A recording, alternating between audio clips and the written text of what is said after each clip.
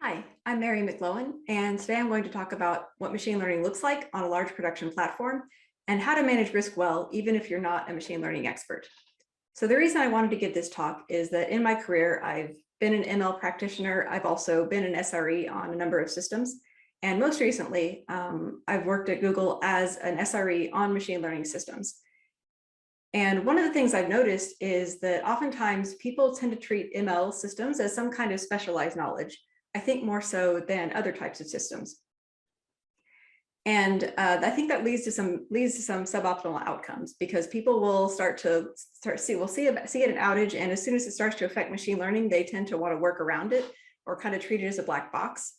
And I think that means that we end up with some suboptimal solutions. Like basically, machine learning is treated as some kind of magic. And I think there are a couple contributing factors to this. One is that machine learning is really trendy. It seems like there's this idea floating around that if you have a software service, then you can add machine learning to it, just kind of sprinkle it on top, and it'll make everything a little bit better. It'll make it a little bit shiny. And I think that whether that's true or not, it does, I think, surround it with a sort of mystique. And I think that mystique can be a little bit unsettling, especially for engineers who care about system stability. We are skeptical of trendy things because today's trends are tomorrow's technical debt. And I think the other contributing factor to why machine learning is treated as magic is that, in a way, it is kind of magic. We're talking about throwing lots and lots of data at an algorithm, more data than what a human can fit into their brain.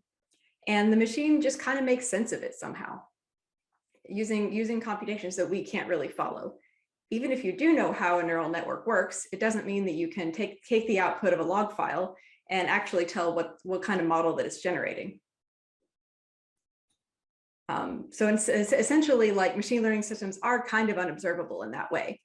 But I think that's true of most systems that are large and complex enough. You can't necessarily look at them directly. You need to be able to produce tools to reason about them and be able to surface these problems. And you might need to be debugging these large systems from the outside in. Now, probably everybody here has at some point had to work on a system that you don't necessarily know that much about. Maybe you inherited it from another team. Maybe you're new to it, or maybe it's one of your system's dependencies, and you had something go wrong, and you need to kind of debug what's happening. So SREs do this a lot. We're working at systems at a pretty broad level and seeing how they interact, and we don't necessarily know the business logic of everything that we work with. So in order to deal with that, we have some techniques we use to look at systems at a broad scale, find their failure modes, and follow best practices based on the failure modes that we're seeing and the system properties that we do know. And you can take this outside-in approach on a machine learning system as well. And that's what we're going to do today. We're going to look at take an example, one large machine learning production platform. Look at its system properties. We're going to look at what failure looks like in that system. And we're going to talk about 4 things that you can do to manage risk in machine learning that apply well to this platform, and I think generalize well to most machine learning systems. And just as a spoiler, the 4 things that you can do for more reliable machine learning. The first thing is to make failure obvious, know when things are going wrong. The second thing is to try to prevent things from going wrong by validating the changes that you're making to production before you push them. The third thing is to actually know what kind of data integrity requirements you have, and that's a good thing to do for most systems. But I think it's particularly true of machine learning, where data is a much bigger factor. And finally, we want to be able to handle pipeline backlogs well. That matters more for machine learning than it does, I think, for most systems, because machine learning is a very pipeline heavy kind of service. So to better inform these recommendations, we'll first talk about what a machine learning platform looks like in production, what its system components are, and what the system properties are of these components. And I'll mention that this is an example. This isn't prescriptive. There's lots of different machine learning architectures. Even with Google, there's lots of different machine learning systems. And the kind of system design that you choose is really going to be based on your organization's needs. And before we describe this platform, let's just talk about what machine learning looks like on one machine for a supervised machine learning problem. Suppose that you're trying to make a classifier that can take in photo information and say whether or not with some probability that photo is of a cat. And so you might start with some labeled data. You have all these features about the photos. It's upload time, whether users have tagged it, other things that we know about that photo. And then we have some labels on each of these photos, whether or not it contains a cat. And some kind human has gone through and told you which of these photos have cats. And so then you want to output something that can take new photo information that hasn't been labeled yet and be able to predict with some probability whether it is a photo of a cat or not. And so you have this kind of like stuff in the middle, and that's the machine learning algorithm. And it basically amounts to doing a bunch of linear algebra computations, or maybe other types of computations, depending on what your algorithm that you've chosen is. So within a production system, we actually treat this stuff in the middle as the business logic, and it's actually a very small part of what we're doing. Most of what we're doing when we want to productionize machine learning is building systems that can actually make this scale really well and make it really usable. So if we're building a production system, we have features, we have the model training part, and we have the models. And you can kind of imagine that if you're trying to train lots of different kinds of models, then you might have different things that you would want to productionize to make it all scale better.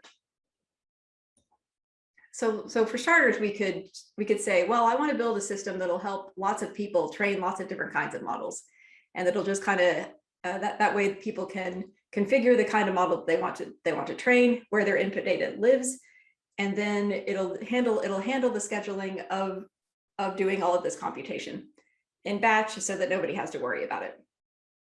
So you're building this model training system to handle all this scheduling, to handle this prioritization, and just manage all of these various pipelines that people are running to maybe train cat photo classifiers, dog photo classifiers, other kinds of machine learning that you might want to do that have nothing to do with photo classifiers.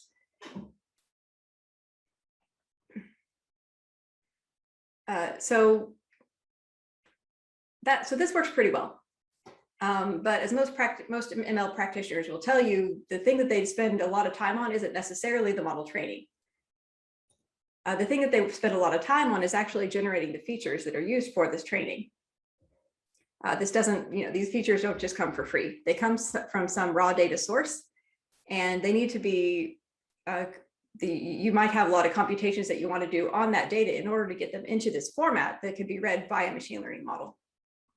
And if you already have a lot of people who are training a lot of different kinds of models, this whole feature generation can get kind of toilsome. And you might also need to do some load balancing so that everybody's not trying to do all of this at once. And so you might like to build a nice another pipeline system to actually handle this feature generation for you. So it can do things like track raw data sources and notice when there are updates to the raw data, do any kind of additional processing, and then store it in a location and in a format that's going to be easily read by your model training service.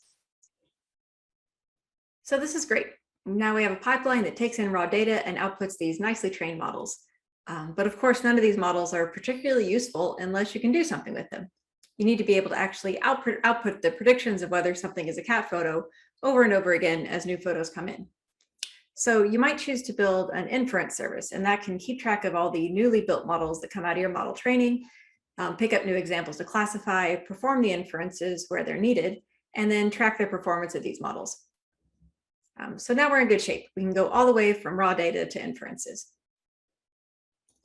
But what happens over time as you have more and more photos and trends kind of happen and fade away? So you have all this new data that's arriving from your servers, and you'd like to be able to build updated models that can take into account this new information. So we then create this online feedback loop that will take in new raw data, and then our systems will just kind of repeat this process. Our feature handling service will detect the new data, and then our model training will train on these newly generated features, and then we make new updated inferences, taking into account all this new information that we have. And then our inferences just become even better over time. And so, of course, then a model developer who's working on these updated models will need to be able to interact with each of these systems, ideally without having to go individually to each of them. So providing some kind of overall orchestration is often pretty useful. And that can enable users to prioritize different workloads. It may allow them to perform analytics on feature data to see what's going on there, or on their model quality, looking at the loss function, seeing how the models are performing, and enabling users to kind of choose which model snapshots to use based on that. So here's a rough system that we have. So let's think about what are the characteristics of this system, because knowing what those characteristics are will help us make decisions on how we manage risk when something goes wrong. So what makes this machine learning system interesting? Well, one of the things that's interesting about machine learning is the very high fan out of data dependencies. Because an ML algorithm can distinguish the signal from the noise, then it's really powerful. We can just kind of throw more data at it, and it'll always be able to filter out the data that it doesn't need, and still improve the quality of predictions. And we don't necessarily need to know what data sources are valuable and which ones aren't. It'll just kind of take care of that for us. But of course, this ends up that the more that we do this, the more data dependencies we have. And that can get kind of messy. So you may want to simplify your models, but there's still likely, because we're doing machine learning, there's going to be some kind of complexity there. So high fan out of data dependencies is one of the interesting things that we'll find in our machine learning systems. Another characteristic to notice about this system is that it's a huge pipeline system with a lot of interdependencies. And so you'll want to think of like, what are the things that we would want to know about a pipeline system in order to manage its risk? The third characteristic that's kind of interesting about machine learning systems is a bit of a combination of these two. Machine learning systems have very atypical workloads compared with server-based systems.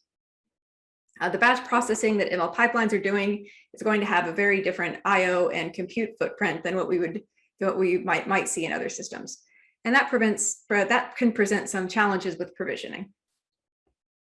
So now that we know what a large ML system looks like, let's talk about its failure modes and what to do about them. So what actually happens? Well, usually it's the same kind of stuff that you're seeing other large systems. A rollout isn't validated well enough before it goes to production, and so maybe each individual pipeline starts performing a little bit worse, and eventually the system just gets overloaded. Or you wind up with a glut of data due to a traffic spike, and you wind up with overload issues that way. Or there's some change to a dependency somewhere, and the system starts behaving in ways you didn't really expect. So at last year's OpML, Papazian and Underwood did a really great analysis of root causes on large ML systems. They analyzed 15 years of postmortems and classified these root causes. And what they found were that most of the things about 40% of the failures were inherent to distributed systems, while only 30% were inherent to machine learning. The distributed systems failures were things like load balancing, data structures not optimized for large workloads, or changes pushed in the wrong order. And the inherent to ML causes were things like mislabeled data or misconfiguration on a particular model that was kind of more internal. So what this tells us is that a lot of the failure modes and best practices that we use are going to be pretty generic things that work well with most other distributed systems. So when it comes to actually managing risk on ML systems, we want to cover these big risks that we would see on distributed systems with some general best practices. And then we might also consider some contextual best practices based on what we know about these systems. And this is the same thing that you would do on any other specialized system that you have. You would want to consider some general best practices, but you would also want to take into account the properties that you know are somewhat specific to your system, and maybe adjust some of your mitigations accordingly. So what we know about this system from a few slides ago is that the ways in which this ML system is a little bit interesting. And the way it's interesting is that it's a very data intensive system and that it's a pipeline system. So the best practices that we want to pay attention to are those that protect distributed systems, those things that protect data integrity, and things that work well with pipeline systems. So we're going to keep that in mind as we talk about how we mitigate failure. So to make this system more reliable, let's start with the basics. So the thing you need to do with any system before you even know how it's failing is you need to know when it's failing. So this is important to mention, I think, because it's not always obvious with ML systems. you're not necessarily just serving 500 and then getting complaints on Twitter that your service is down.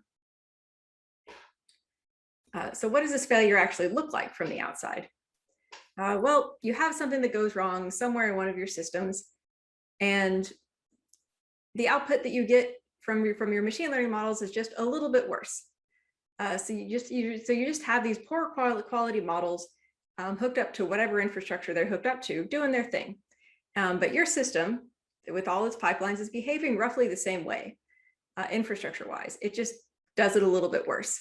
And this gradually gets worse over time. And maybe somebody notices then, but by that time, there's probably already been some impact. And that's not great. So you don't want that. What's the least that you can do to make sure that your models don't just go off the rails?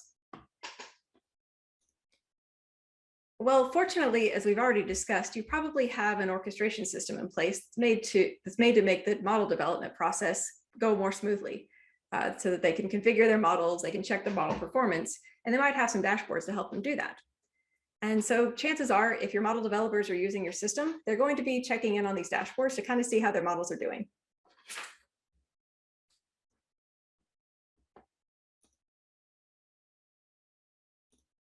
And so this adds a human failsafe.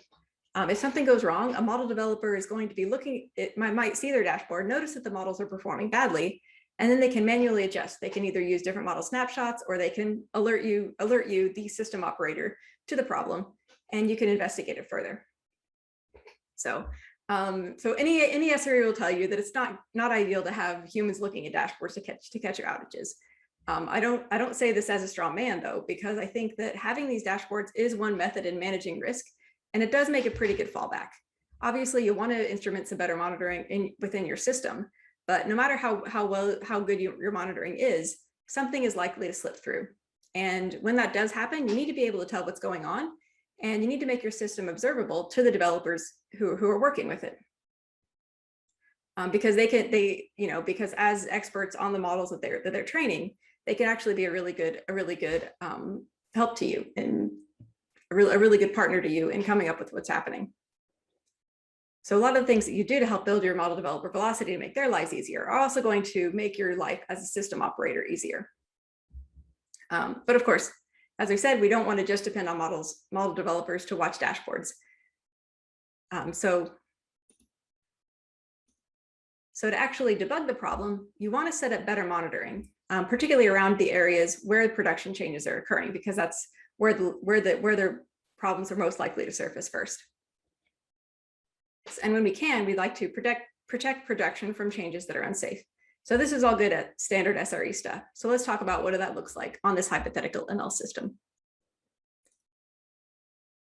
So if we wanted to choose where to add more validation, we'd want to look at where we actually see these changes occurring.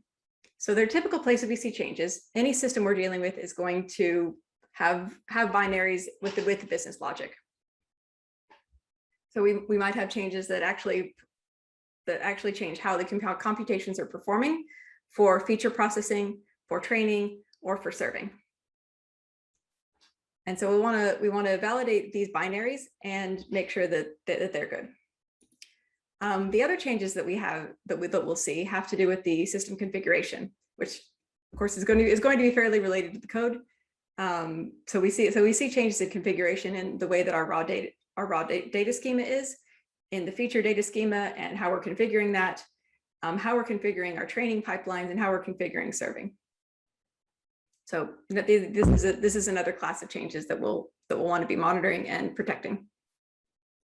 So to protect from bad binary changes and bad configuration changes, the straightforward thing to do is to add a staging environment.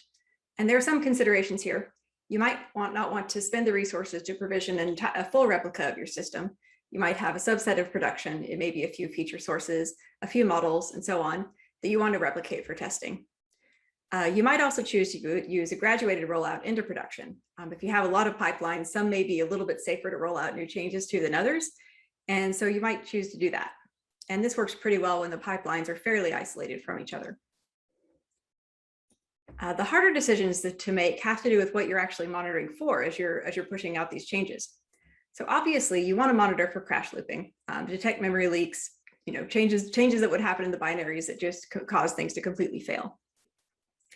But the things that are sometimes harder to detect are changes to the performance of the overall system, such as I/O usage or compute usage, where it may not show up on an individual pipeline, but when you have lots and lots of pipelines that are running at the same time, it can cause a lot of backlogs or resource contention within your system. So where you choose to put your monitoring is going to depend pretty heavily on just how your own system is set up.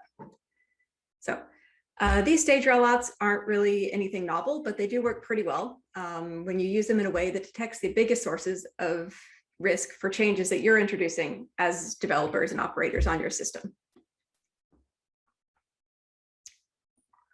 But in addition to all these binary and configuration changes that you're pushing yourself, there's also the data changes that your system has as it's ingesting new data. It appears in the raw data sources, which then become the newly generated feature updates. And then your model training pipelines read those and produce new model snapshots, and then those become inferences. And the way that a lot of the ML specific ways that things go wrong often have to do with bad data.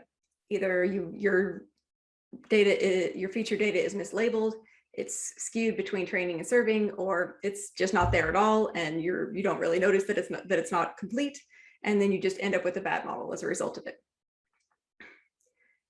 So these are changes that we'll want to be able to protect against. But you'll also recognize that there's changes to the data that can be made anywhere upstream before they even really appear in your raw data sources. And we'll talk a little bit more about that too, but for now we consider that a bit out of scope from what we can easily monitor. So what do we do here? So staging environments might protect you from some data changes, but they aren't going to catch everything. So to detect issues with the data themselves, there are some fail-safes that we can put into place. And here's where we get a little bit more ML specific. For instance, once you've trained a model, you can actually check its performance on some test data that you feel is representative before you send it to serving. This is pretty standard in ML. You might also choose to, since you know that like a lot of machine learning models can be kind of garbage in, garbage out, you might choose to add some checks on your feature data itself before you even start training the model.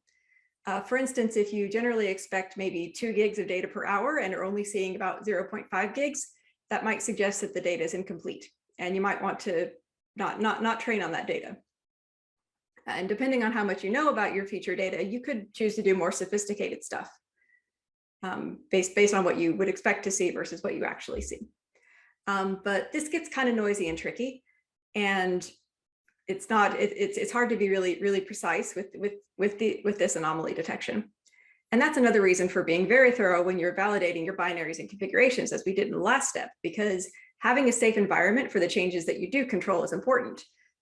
Because then when you start to add these more sophisticated kind of tricky checks, you can make sure that they're only picking up the bad data that's actually bad data and not caused by something else. So that leads us to the next thing that we should do. Given there's only so much that we can expect to catch in our anomaly detection, we'd like to make sure that the data that do get to us are in reasonable shape and on time.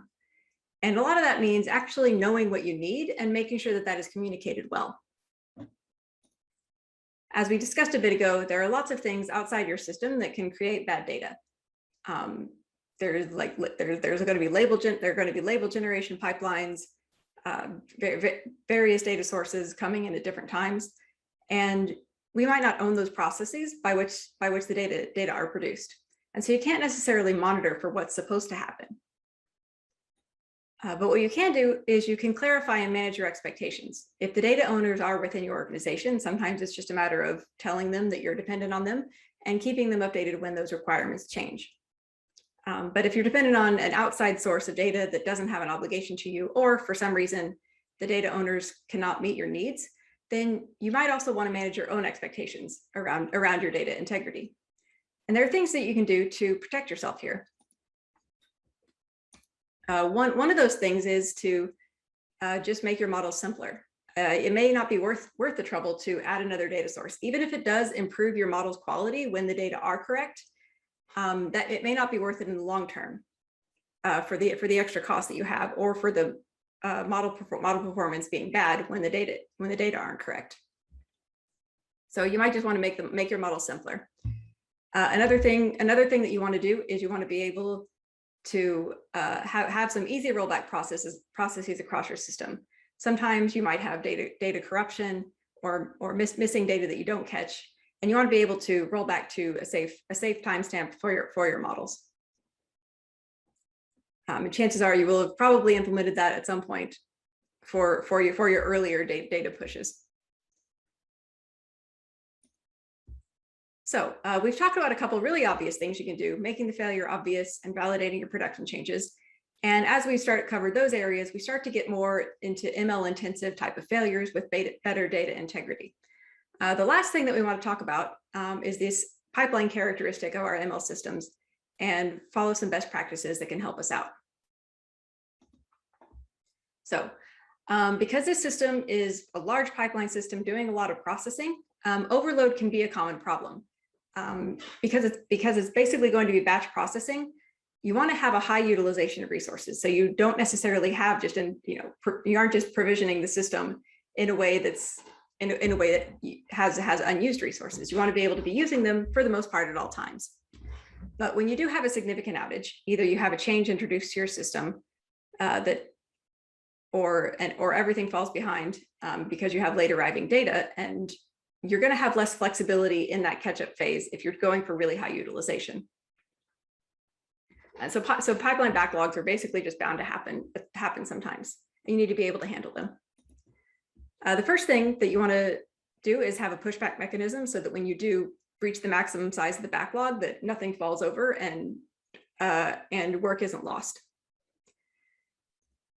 And from there, you want to be able to gracefully degrade by prioritizing workloads. Perhaps there are some data updates that can be postponed or even shed entirely if it got really bad for higher priority pipelines. And finally, you want to introduce some slack in your system provisioning wise so that you do have a means of catching up after an outage.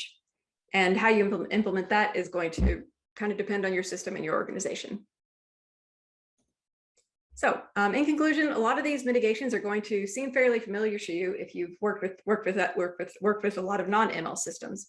So ML systems can be a little bit weird, but any large system is going to be a little bit weird in itself.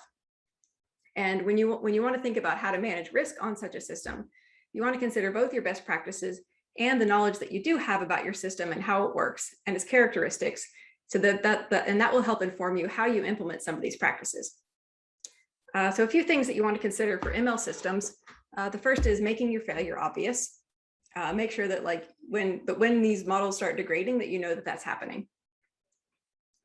You also want to be able to validate your production changes to protect against changes that you make or changes within the data that you may not otherwise detect. And you also want to be able to clarify your data integrity needs and cover them. And finally, given the pipeline backlogs are bound to happen, make sure that you have means of addressing them. So I encourage you to take some of these tools for thinking about risk and for thinking about your systems and address problems head on. Thank you for coming and best of luck out there.